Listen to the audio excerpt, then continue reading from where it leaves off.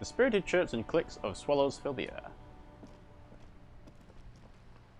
Vigilance officer, what can this old carabiner do for you?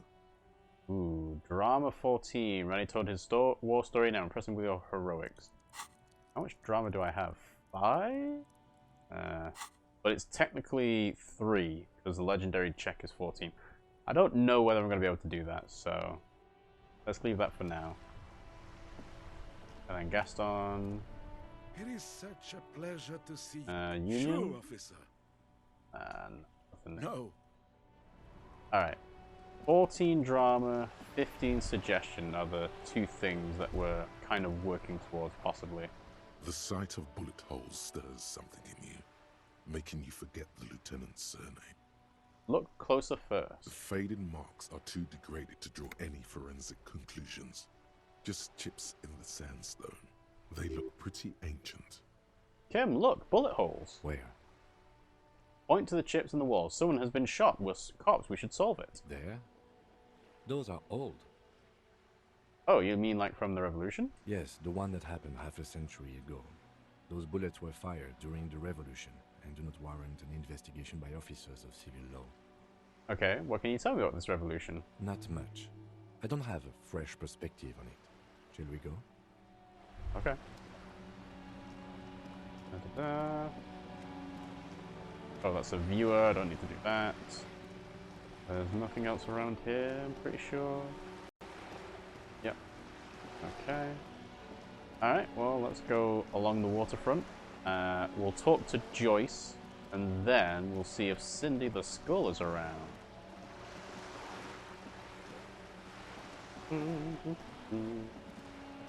La la la la. Oh, actually, can I talk to her from here? There it is again. There's a spectral scent haunting this pair, no doubt. And it smells like sea brine mostly, because it's a pair. Years of turmoil, of hopes and dreams, ground beneath the inexorable tides of capital. Close your eyes and take a deep breath. What do you smell? The first thing that strikes you is the overwhelming brine. You imagine yourself underwater, a 100-legged arthropod scuttling along the murky silt at the bottom of the sea. But then the unmistakable reek of seagull shit hits you, buoyed along on the air currents. An acrid melody about mouldering cords of wood rot and heavy fuel oil. Still smelling for communist, detective? Yes, no, what makes you say that? No offense, detective, but you are not particularly subtle. The lieutenant's right. It's sort of amazing how unsubtly you're sniffing the air around you. Almost like you're trying to call attention to yourself. But who cares? What the lieutenant thinks is irrelevant. Your politico-olfactory cortex is lighting up like a holiday display. The scent of communism is overwhelming, and it's coming right from that balcony over there. You mean from Cindy? Certainement. A precocious communist youth. A symbol of a kinder, more hopeful future. Now's your chance to establish contact with your revolutionary brothers and sisters. Sure, but first we'll need to talk to Joyce. Also, I don't know whether it makes a difference talking to Cindy on the same balcony as her, or whether it makes a difference, you know, doing it from a different level. You're back. Good. What can I help you with? Tattoos? I fear I've told you all I know. Okay. It's an Oranese map of the waterways, or some version of it. It depicts the travels this man made while he was still alive. So that's not what the scab leader told us, but then he wouldn't have told us anything. Is there anything else I can help you with? I found my badge, by the way. By love, you did. She inspects the piece of blue plastic, her eyes scanning from left to right. Fast, observantly, like an electronic printer. Pleased to meet you, Lieutenant W. Freighter Dubois. I am glad to see a man of high qualification. The situation is precarious. Thank you. What can I help you with, Lieutenant Freighter? That's about it. So. Alright, well, it was worth doing that, because I got some XP out of it. Alright, let's talk to Cindy. Let's just do it from here. Hello again, officers. Have you come to admire my mural? Do you have any idea what happened to the Hanged Man's armor? What do I care about some fucking tin eggshells? Wait, don't you want to know how I knew how to ask you? Isn't armor art for the body? Go on, Cindy, just help me out here. Don't you want to know how I knew how to ask you? Not particularly. I want to keep this as brief as possible, you see. I want to return to painting the world red. Yes, and Fuck told me. Fine. I don't care about those wannabe skulls, and I don't care about your armor. She doesn't want to sound surprised at anything you say. Go on, Cindy, just help me out here. Oh, alright, Piggy. I'll give you this one. I saw a little girl in the fishing village running around with military-grade handwear. Looked cute as hell. So is that one of Lillian's twins? Could that girl have been Little? Oh, Lily, yeah, duh. It's not a bad place to start. I know a little girl in the village, Little Lily. Could have been her. Small kid with giant white armored hands. If you've seen one of them, you've seen them all. Alright, attempt to establish contact. Hey sister, let's talk politics for a minute. And what do you know about politics? She squints at you suspiciously. I'm looking for comrades to help me fire up the great Mazovian sausage grinder. Will you help me? One of the union guys said there's someone trying to organize an underground revolutionary cell. My nose told me that you're also a communist. We should team up and join forces. So this one, number 2, is... This is going to try and tip her off to the union people are trying to organize something, but she's not going to be a bit guarded about that, I would imagine. Whereas 1 and 3 are kind of a bit more direct about it. So we should team up and join forces, but my nose told me that you're a communist. I don't think she's going to do that. Let's go for the Mazovian sausage grinder. The girl erupts in a cackle that seems like it should belong to a much older woman. Oh, that's very nice. The little piggy wants to make sausages. Out of what? His little piggy friends? No, out of the bourgeoisie. That's what we need to talk about. I don't know who I'm supposed to be making sausages out of. Turn to Kim. Don't worry, Kim, I would never make you into a sausage. That's right, I'm going to make juicy sausage links out of the entire 41st precinct. Don't worry, Kim, I won't turn you into a sausage. It was not a concern of mine. The lieutenant blinks once. Sure.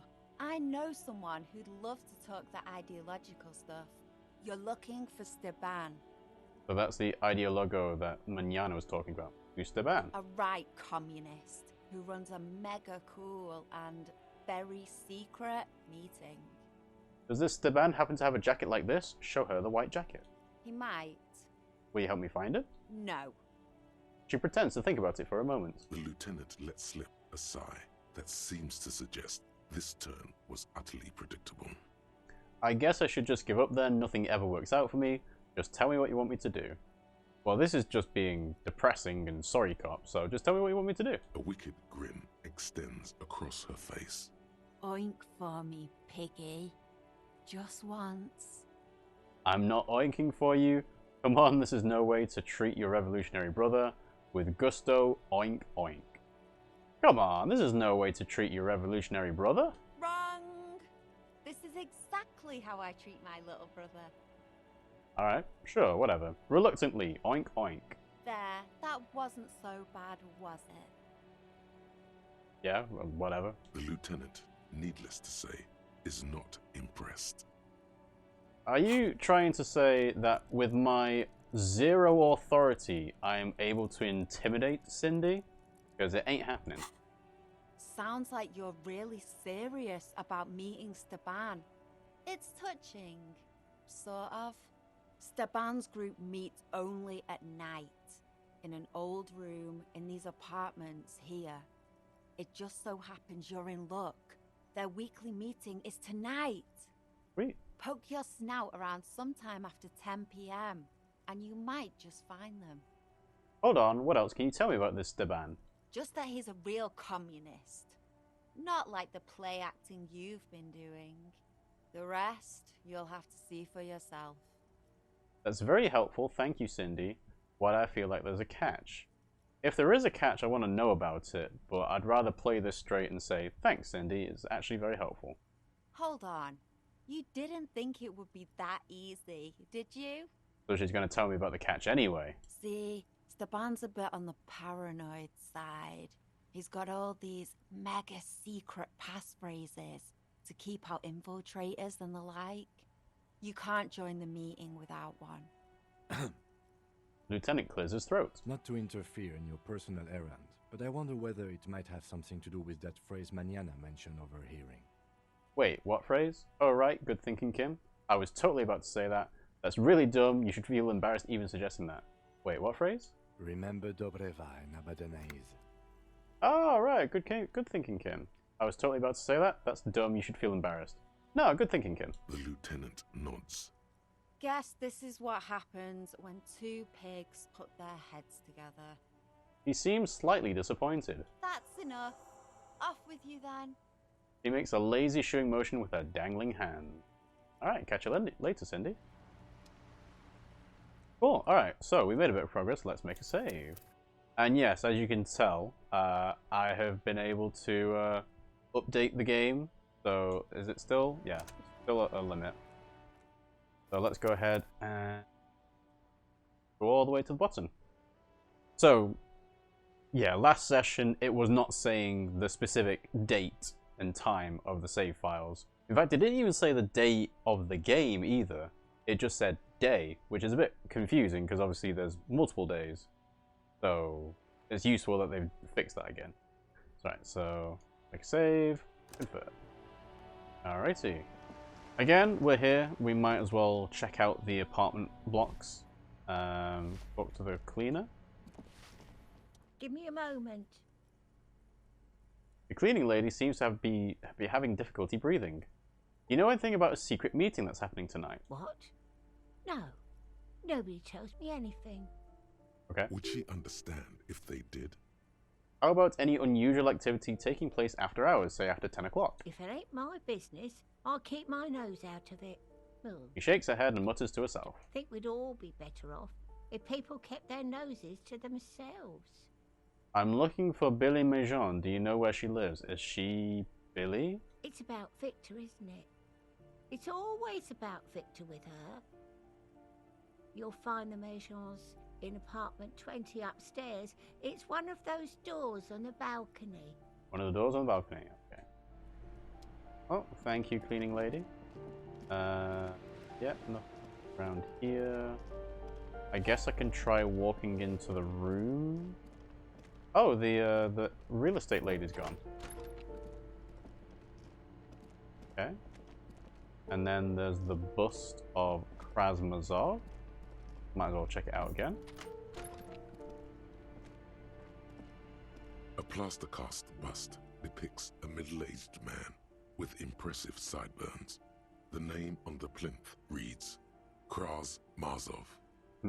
Whoever lives here needs to learn how the economy actually works. I suspect that's exactly what they're trying to do. He leans closer to inspect the economics book on the table. There aren't many communists around. Not after the revolution. Some youth still keep the ideology going, it seems. Alright, let's leave. And I'm assuming there's nothing new with Kuno's dad. But again, we're here, so we might as well check.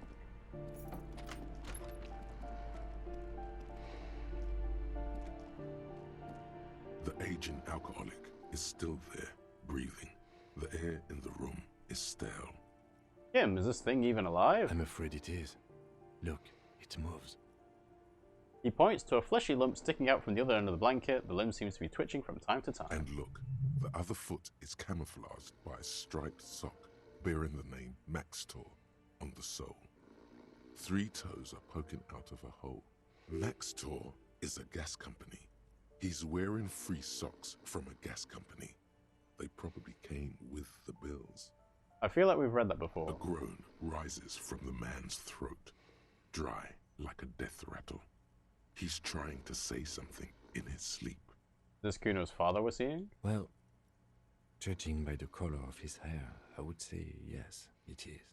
Oh, the reason why this is new dialogue is because Kim's here. The last time we were here, we were stealing the speed, and we obviously didn't have Kim with us, which is why this is new. Okay. The lieutenant's right. The man's unwashed hair bears a familiar ginger tone. Even the hair on his chest is coppery. The light from the window falls into his half-open eyes. There's still plenty to be scared of here. Just not what you thought. I was expecting something worse. I can't believe it. Kuno's dad isn't a loser. It must be someone else. Doesn't look like he's gonna fuck anyone up anytime soon. I was expecting something worse. I think he's still quite bad. I mean, what he has come to. The lieutenant tilts his head. This man won't be feeding his family anytime soon. Not that he was, but at least he won't be beating his son. A pair of half-open bug eyes is staring back at you from the dark, empty, and frozen. It's clear that the person behind them is not awake. Hold on, what happened to his eyes? Can't you tell? It happens to exceptionally committed substance abusers. They fall asleep with their eyelids still open. Not a pretty sight. He's gonna sleep it off, I know this shit, or this is serious damage, I'm still not sure he's not dead. It's serious damage.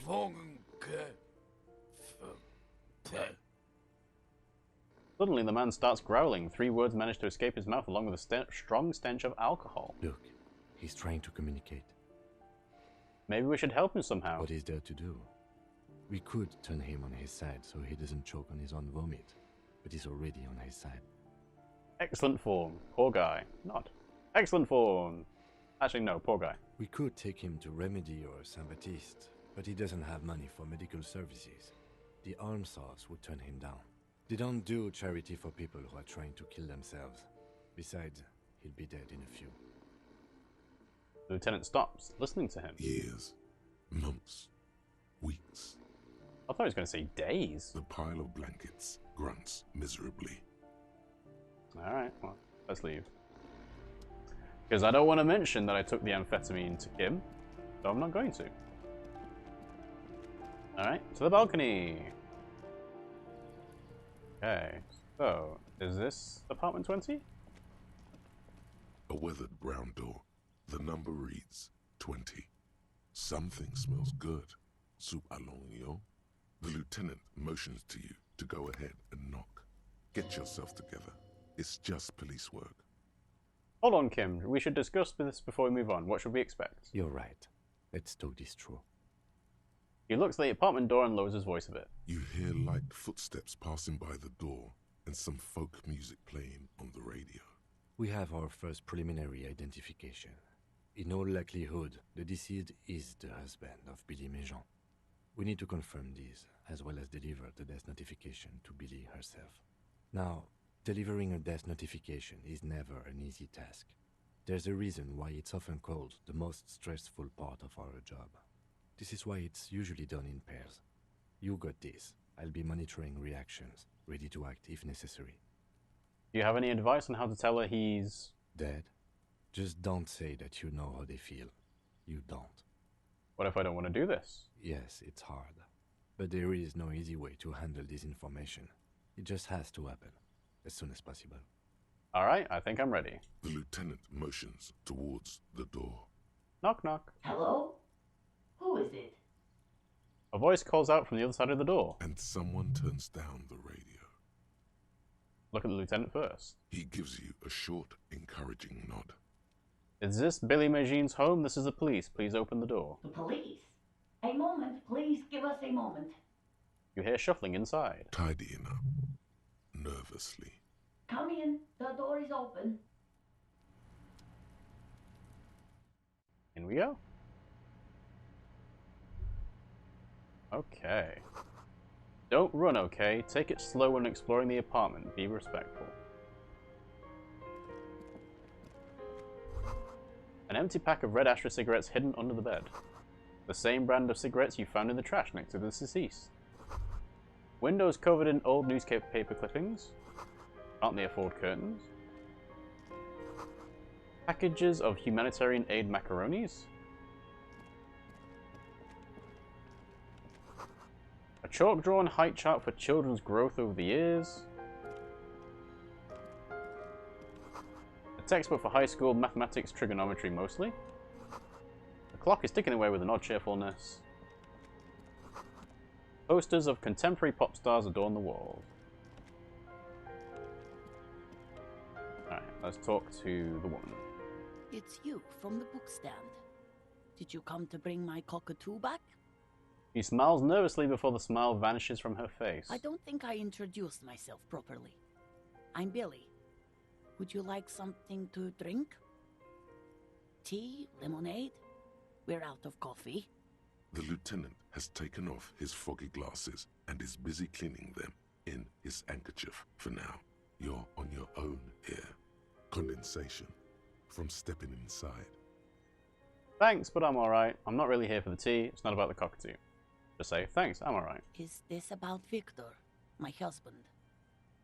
Is he in some kind of trouble again? I can come pick him up in the station if that's what. She stops, her eyes trying to read answers from your face. Keep it together. You don't want your body language to tell her the news. Sorry, I'm rambling. It's just that Victor often gets into all kinds of trouble. So, how can I help you? How about some small talk before you break the news? So, we have an empathy check, impossible 17. And yes, my empathy is -1. I am not doing this red check. It is impossible. However, Kim is here. I kept my composure. I discussed things through with Kim, and I have the lieutenant's handkerchief. So it's not as low as it could be. You live here with Victor, your husband, right? It's me, Victor, and the kids here. We have 2 daughters, Jenny and Jolie. Yes, I remember. You mentioned them at the book stand. They came home later. They're good girls. Where is everybody? I don't see anyone home. The girls are staying at their friend's place tonight. And Victor is out. And has been for some time. She swallows visibly. Out where? He has a problem with drinking. And so he disappears every now and then. He's probably in the parks drinking with his friends. I sent him to the library a few days ago, but I guess something came up. Okay, to your knowledge, did he make it to the library? What was the name of the library? What was he supposed to do in the library? You remember what he was wearing when you last saw him? And there's something I have to tell you. Let's keep it factual. Oh, hello, Raya Percole. What a situation. Did you have the chat yet? Not yet. Gotta go for the other shit first. Yes, I am trying to...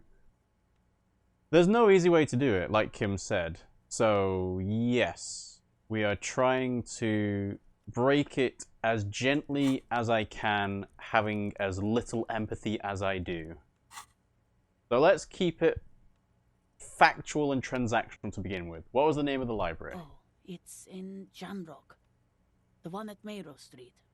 I don't know the official name. Central Jamrock Public Library? I think, yes, if that's the one on Mayro. Okay. It is. What was he supposed to do in the library? Just to return a book of mine. Why?